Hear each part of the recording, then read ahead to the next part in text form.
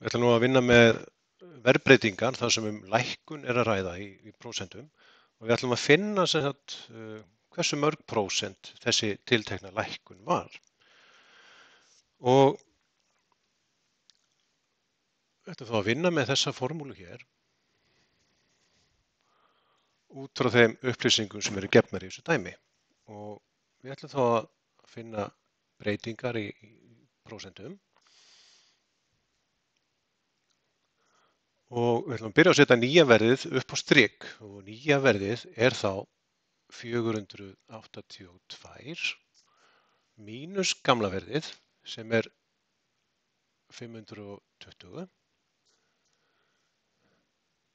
deilt með gamla verðinu sem er þá 520 og sinnum 100 af því að við erum að vinna með að fá svarið í prósentum. Við skulum þá einfalda þetta aðeins. Breytingahátturinn í prósentum og þannig að mismunurinn upp á striki er þá mínus 38 og við deilum því með gamla verðinu sinnum 100 og þegar við fáum svar út úr þessu þá fáum við